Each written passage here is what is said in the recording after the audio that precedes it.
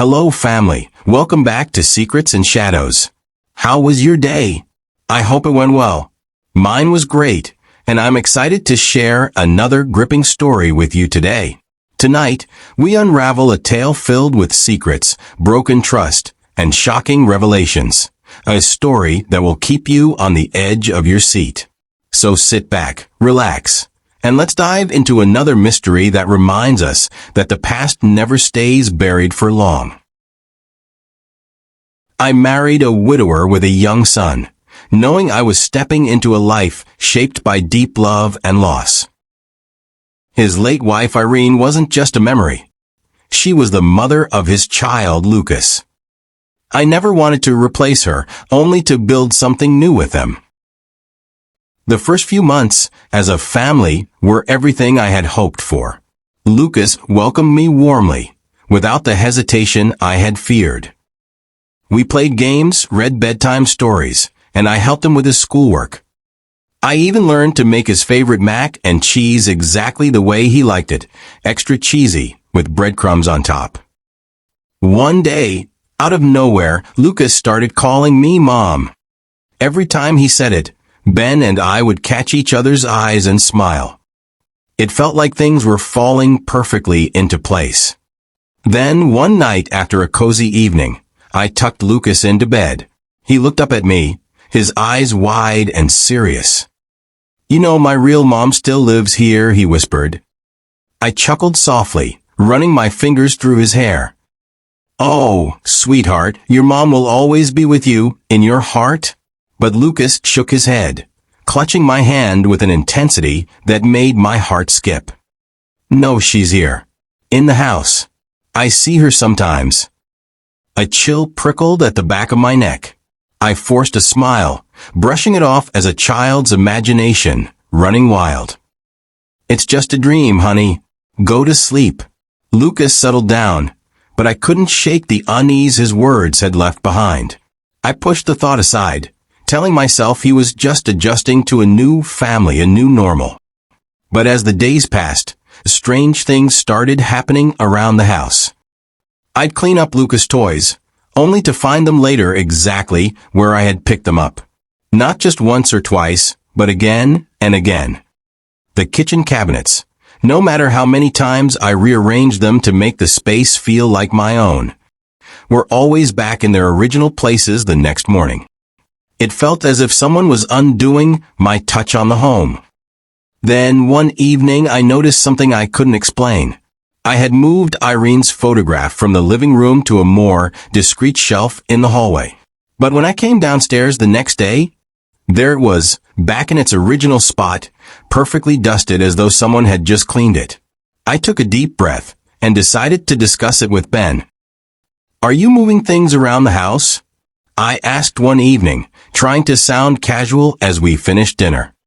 Ben looked up, grinning as though I had told a silly joke. "No, Brenda, why would I? I think you're just imagining things." He laughed, but there was something in his eyes, a flicker of discomfort, maybe even reluctance. I couldn't place it, but it left an invisible wall between us, one I hadn't noticed before. A few nights later, Lucas and I were working on a puzzle on the living room floor. He was focused, placing the pieces carefully, when he suddenly looked up at me, his eyes wide and sincere. "Mom says you shouldn't touch her things." My heart skipped a beat. "What do you mean, sweetie?" I asked, trying to keep my voice steady as I glanced toward the hallway. Lucas looked at me with unsettling calmness, his little voice soft but firm.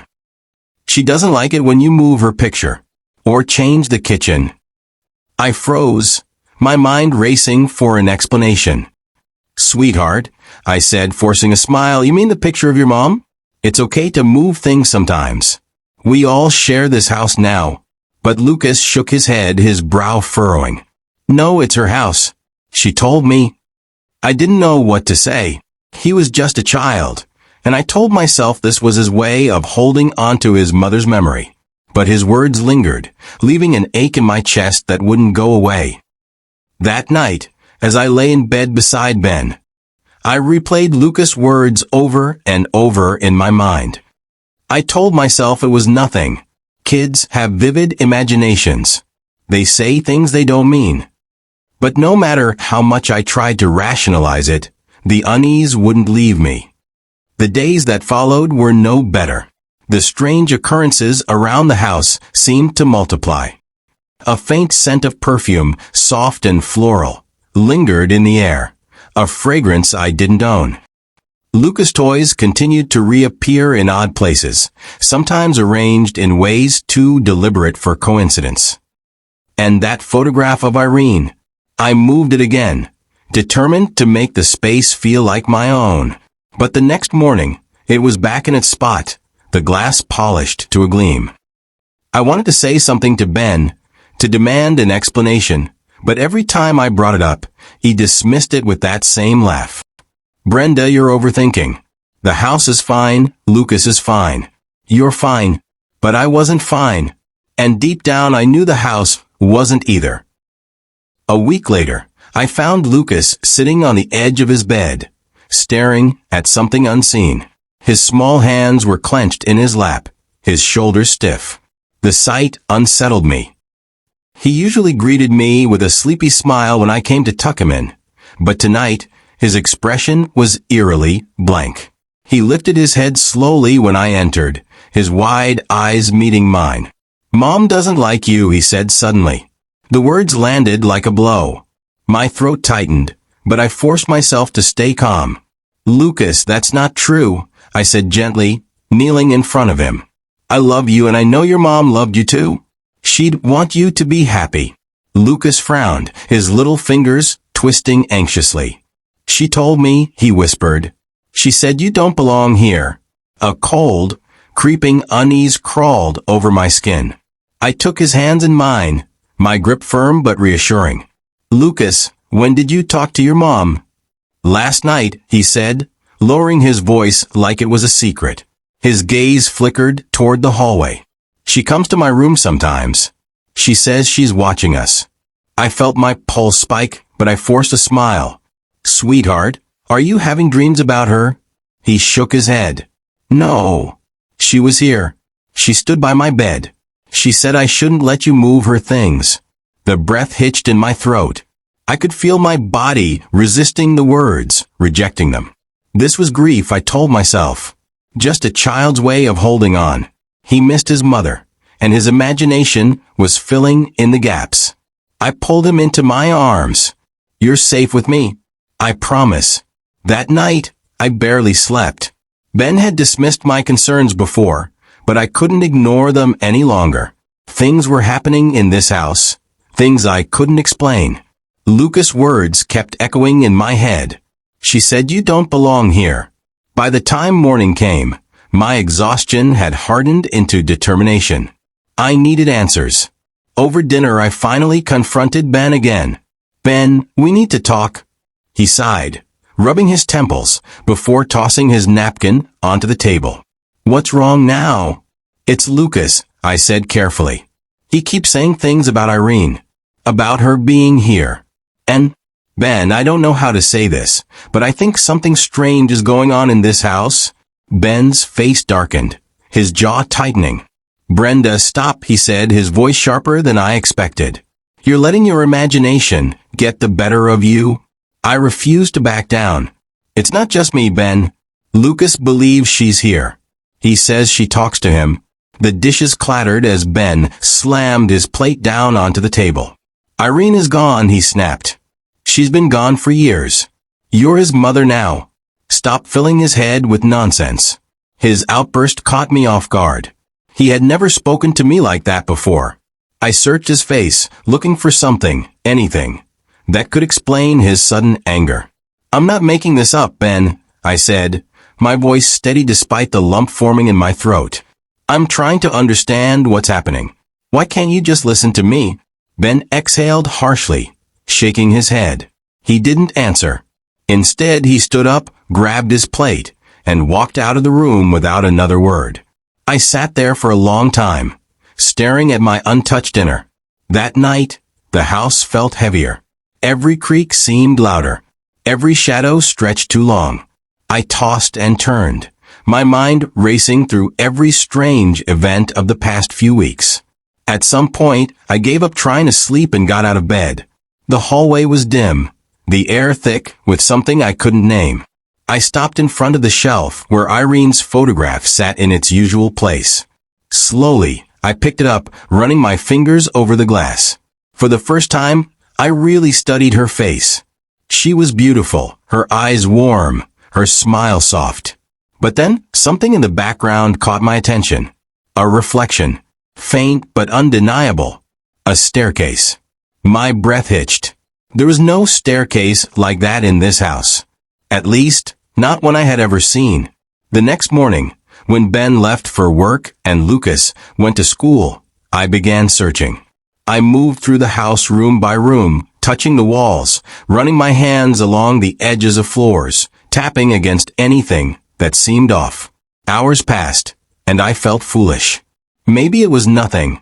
Maybe the photo was just taken in another house, a different time. Then in the laundry room I saw it. A seam in the wall, barely visible, almost imperceptible. But once I noticed it, I couldn't unsee it. The paneling didn't line up perfectly, like it was hiding something. I pressed my hand against it. Nothing happened. I pushed harder. The panel shifted. My stomach flipped as my fingers traced the hidden seam. And then, with a small pop, the wall gave way, revealing a narrow door. My breath came short and fast. I reached for the handle and slowly pushed it open. There it was, the staircase from the photograph. It spiraled down into darkness, its wooden steps worn but sturdy. A faint, damp smell wafted up from below. The air felt thick, unchanged for years. I stood frozen in the doorway, every instinct in my body telling me to shut the door and forget I ever found it. But I couldn't. I needed to know. Gripping my phone tightly, I turned on the flashlight and carefully stepped onto the first stair. It groaned under my weight. I took another step. Then another. The air grew colder as I descended, my phone's beam barely cutting through the suffocating darkness. At the bottom, I found myself in a narrow hallway lined with old shelves, covered in thick dust. I crept forward, my heart hammering. Then, the light caught something. A door. It was heavy and metal, with a grated window at the top. I swallowed hard and reached for the handle. Locked. My pulse pounded in my ears. Then a sound. A faint shuffling noise. It came from the other side of the door. I froze. Then, barely above a whisper, a voice. "Who's there?" My breath caught in my throat. I stumbled back, heart racing. Someone was inside. When Ben came home that evening, I was waiting for him. My hands gripped the edges of the table, knuckles white, the photograph laid out in front of me like evidence in a trial. My heart pounded, my mind racing with everything I had discovered. The hidden staircase, the locked door, the voice behind it. I had spent the entire afternoon trying to process what I had found, but no matter how I turned it over in my mind, one fact remained. Ben had lied to me. He stepped inside, setting his keys down, but his usual warmth was gone the moment he saw my face. His eyes flicked to the photograph, then back to me, and his body stiffened. He knew what I had found. "What's wrong?" he asked cautiously. I didn't ease him into it. I didn't give him the chance to lie again. "Why didn't you tell me about this?" I demanded, pushing the photo toward him. My voice was shaking, but I didn't care. "There's a whole part of this house you've been hiding from me. A secret staircase. A locked door. And there's someone down there, Ben." His face drained of color. It was the first time I had ever seen true fear in his eyes. "Brenda," he said, his voice careful, almost pleading. "Listen to me." "No," I snapped, my frustration boiling over. "You listen. There's someone down there. I heard them. I spoke to them." "Who is it?" Ben exhaled sharply, dragging a hand through his hair. His jaw clenched, and for a moment he just stood there, staring at the floor, avoiding my eyes, avoiding the truth. "It's not what you think," he said finally, his voice so low I almost didn't hear him. "Then tell me what it is," I shouted, my voice cracking. Tears burned in my eyes, frustration and fear mixing into something uncontainable. He didn't answer right away. His hands curled into fists at his sides, his entire body tense. And then, finally, he spoke. "It's Irene," he whispered. The air left my lungs. The world tilted beneath me. "What are you talking about?" I choked out, barely able to form the words. "Irene is dead." Ben swallowed hard. "No," he admitted, his voice almost breaking. "She's not." A sharp, buzzing noise filled my ears, drowning out everything else. I shook my head, refusing to believe it. "That's not possible," I whispered. "You told me everyone told me she died." He closed his eyes like he couldn't bear to look at me. When he finally spoke, his voice was barely above a whisper, like he was confessing to a crime he had spent years trying to erase. For the next hour, he unraveled a truth I could not believe. Irene had not died in an accident, as he had told everyone, including Lucas. Instead, she had suffered from severe mental illness, her mind unraveling over the years, her episodes becoming more frequent, more dangerous. He described a woman who had once been full of life, someone he had loved deeply. But something inside her had broken. She became unpredictable, violent. Then one night, everything changed. "There was an episode," he said, his voice distant, like he was recounting a bad dream. "She became a danger to herself, to Lucas, to me." I didn't say anything. I was too afraid of what I already knew he was about to say. "I couldn't let her go into a facility," he continued. "I couldn't do that to her.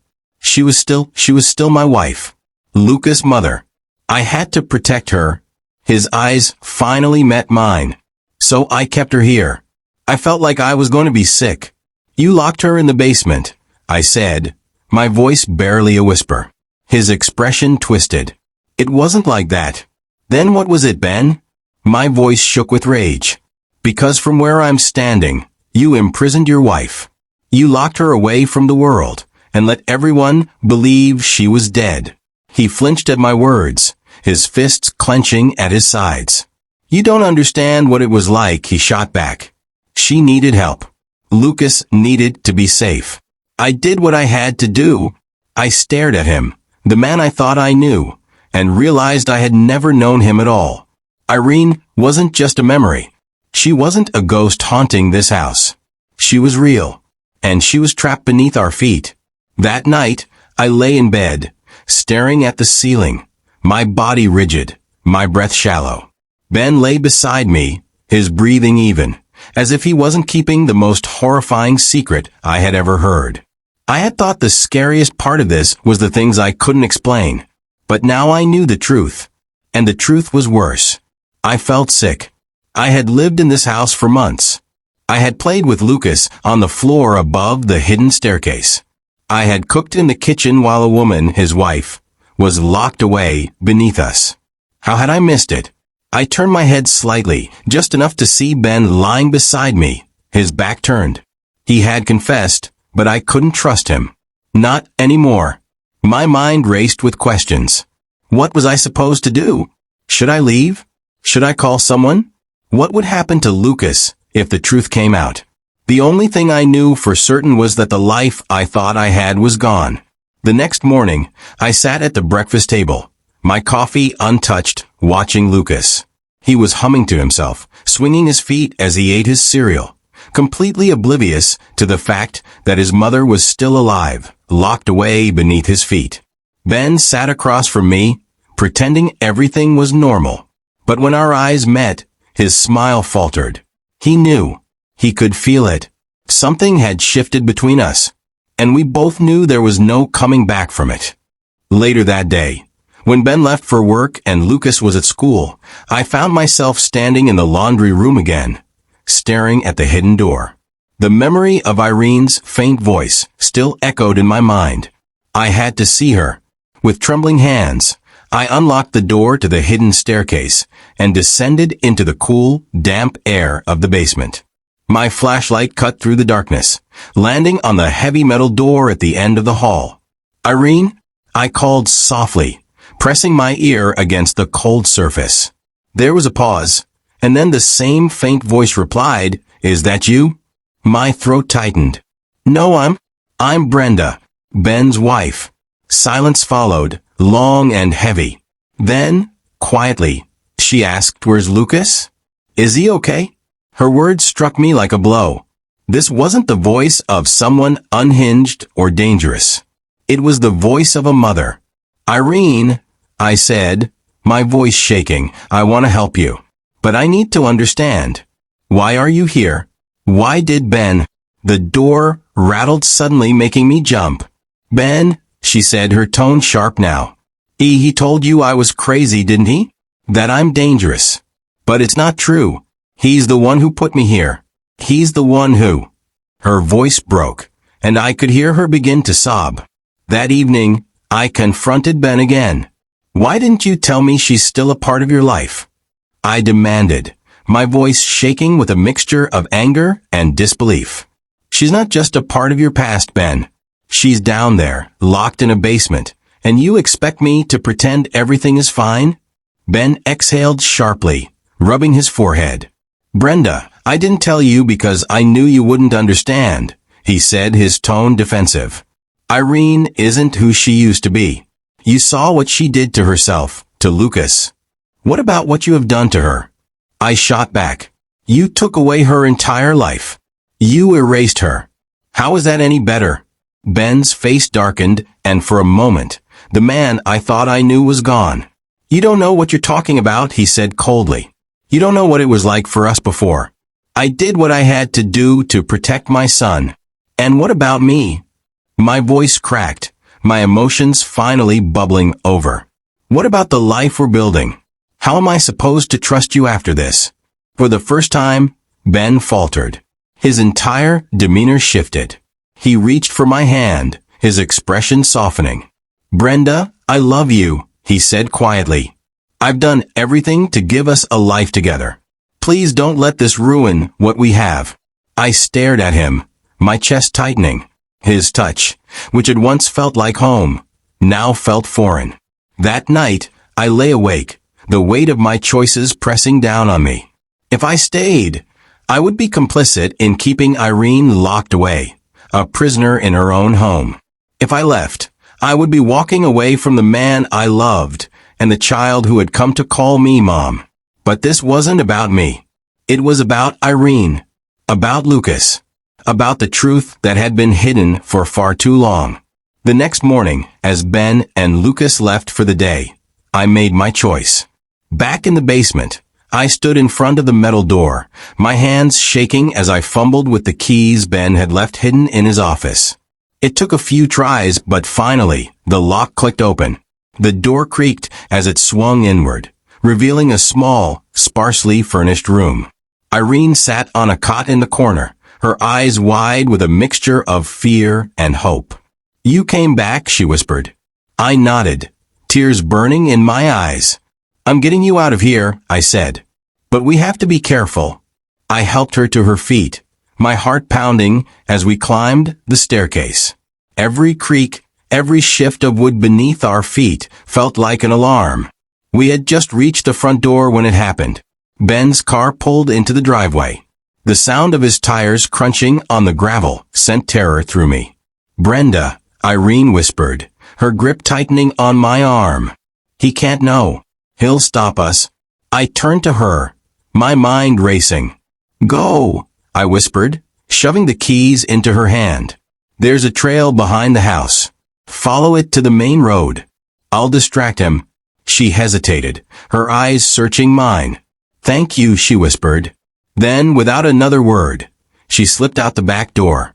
The front door swung open. Ben stepped inside.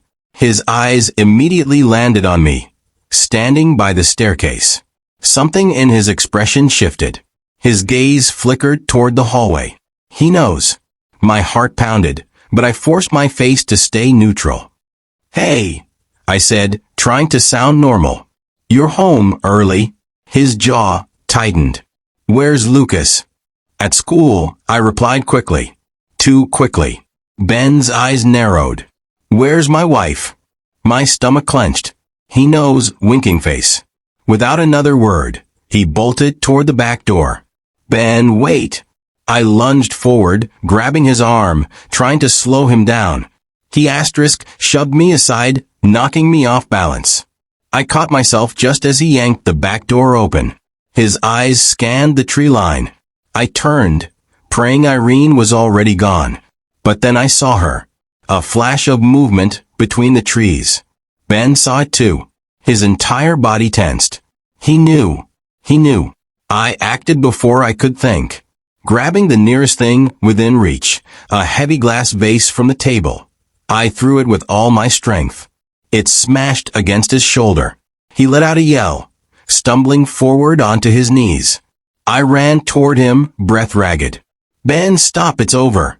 His head snapped toward me, his eyes blazing. You have no idea what you've done. I took a shaky step forward. I did what you should have done years ago. He opened his mouth, but then he hesitated.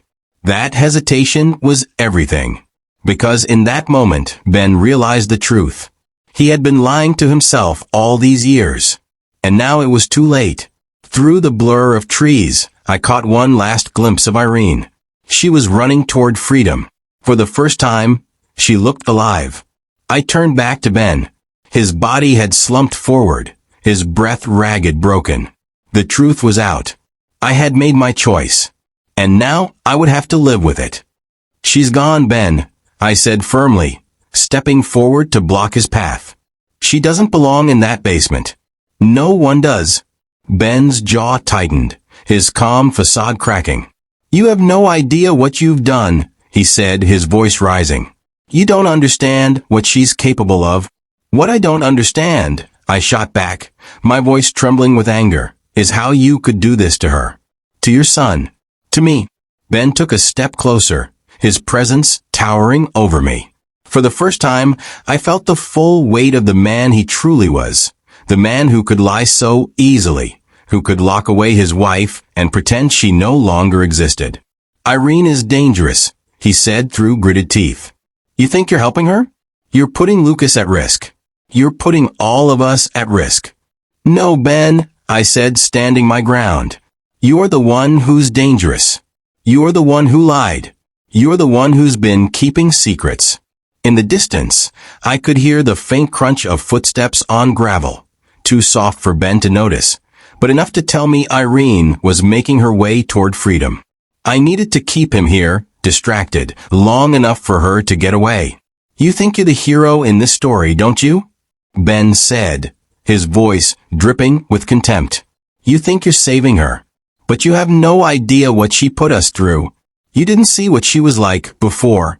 Then why didn't you get her the help she needed? I fired back. Why did you lock her away instead of being honest with the people who could have helped her? Because I couldn't trust anyone, he snapped, his mask slipping completely. I couldn't trust her and I couldn't trust the system. I did what I had to do to protect my family. Your family? I said, my voice breaking.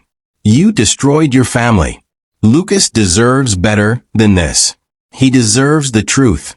Ben's face twisted with anger, and for a moment, I thought he might lash out. But then he stepped back, his shoulders slumping as the fight seemed to drain out of him.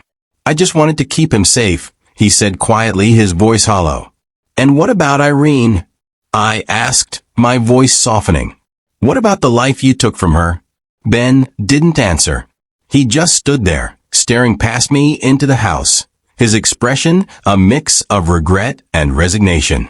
I stared at Ben, waiting for him to speak. There had to be more, something that explained the unthinkable choice he had made to lock away the mother of his child. You want to know why, don't you? He said, his voice low and hoarse. His gaze was distant, as though he was reliving memories he'd tried to bury. You think I'm a monster, but you don't know what Irene was like in the end. Then tell me, I demanded, my voice sharp. Explain it to me, Ben. Help me understand how you could do something like this. He sighed heavily, running a hand through his hair. She wasn't always like that, he began. When we first met, she was incredible. Smart, the kind of woman who lit up a room. I loved her more than anything. But after Lucas was born, something changed. Ben's voice trembled as he spoke, the words coming slowly at first, then spilling out in a flood. It started small. She'd forget things, like appointments or where she left the car keys. Then she'd get frustrated, snapping at me and Lucas over the smallest things. I thought it was just the stress of being a new mom, but it got worse. So much worse. He described nights where Irene would wander the house, muttering to herself, staring at walls as though she could see something no one else could. She became paranoid, accusing Ben of things he hadn't done. Cheating, lying, plotting against her. She started saying strange things. He continued, his voice barely above a whisper. She said she heard voices, that they were telling her to do things. To Lucas. My heart froze. What do you mean, to Lucas? I asked, my voice trembling. Ben hesitated, his eyes meeting mine. She said they told her he wasn't real, that he was an imposter. She'd hold him, look at him like she didn't recognize him. And one night, I found her standing over his crib with a knife in her hand. I gasped, my hand flying to my mouth. She didn't hurt him, he added quickly. She said she was trying to protect him, that the voices told her to. But I couldn't take any chances. I called her parents, doctors, anyone I could think of. But nothing worked.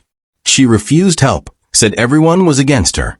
And then, Ben's face darkened as he continued. One day, she took Lucas and left. She didn't tell me where she was going.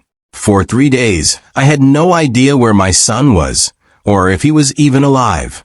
When I finally found them, she was in some rundown motel, locked in the bathroom with him. She wouldn't let me in. I had to break down the door. He paused, his voice cracking. She was sitting in the bathtub, holding Lucas so tightly he could barely breathe. She said she was saving him, that she had to protect him from the people in the walls. I got him out of there, but after that, I knew I couldn't let it happen again. I stared at him, stunned into silence. I tried everything, he said desperately. Therapy, medication, family interventions. But nothing worked. She kept getting worse, and I couldn't risk losing Lucas. I couldn't risk her hurting him. So I brought her back here. I thought if I kept her close, I could keep her safe. Keep us safe. As he finished, I felt an overwhelming mix of emotions. Sympathy for Irene, heartbreak for Lucas, and anger at Ben for the choices he had made. You should have gotten help, I said softly. Real help. Not this. I couldn't, he said, his voice raw. She wouldn't go willingly. And if I told anyone, they would have taken Lucas away. They would have said I was unfit to be his father. Everything I did for him, but at what cost? I whispered, You've kept her locked away, like she's some kind of monster. You've lied to Lucas, to me, to everyone. How is this protecting him? Ben didn't answer. He just stood there, his shoulders slumping under the weight of his guilt. By the time Ben realized Irene was gone, it was too late. She had made it to the main road, where a kind passerby had taken her to the nearest police station. When the authorities arrived at the house later that day, Ben didn't resist. He stood silently as they placed him in handcuffs, his gaze fixed on the ground. Lucas watched from the doorway, his small face pale and confused. I knelt beside him, wrapping him in a hug as he clung to me, his little body trembling. It's okay, sweetheart, I whispered, though I wasn't sure I believed it myself. In the weeks that followed, the truth came out in pieces. Irene's story, her struggles, her confinement, her escape, made headlines, and the house I once thought would be my sanctuary became a symbol of secrets and betrayal. Lucas and I moved out, starting fresh in a place far removed from the mansion's shadow. I enrolled him in therapy, determined to help him heal from the years of confusion and lies. And as for me, I found solace in my art, pouring my pain and resilience into every stroke of the brush. Irene, too, began to rebuild her life. Though it would take time, she was free now, her voice no longer silenced. And Ben? He faced the consequences of his actions, his carefully constructed facade shattered for all to see. The truth has a way of coming to light, no matter how deeply it's buried. And while the scars may remain, so does the strength to move forward. Did you enjoy this story? What moral lessons did you take away from it? Drop your thoughts in the comments below. This story reminds us that secrets, no matter how well hidden, will always come to light. It also raises questions about mental health, trust, and the choices we make in the name of love and protection. Small blue diamond honesty is essential in any relationship. Lies, no matter how well intended, can cause irreparable damage. Small blue diamond mental health should never be ignored or hidden. Seeking help is not a sign of weakness. It's necessary for healing. Small blue diamond love cannot justify control. True love is about care and support, not imprisonment or deception. Small blue diamond, the truth may be painful, but it is always better than a lie. If this story moved you, make sure to like, subscribe, and turn on the notification bell so you never miss a new story. Let us know in the comments, what would you have done in Brenda's situation?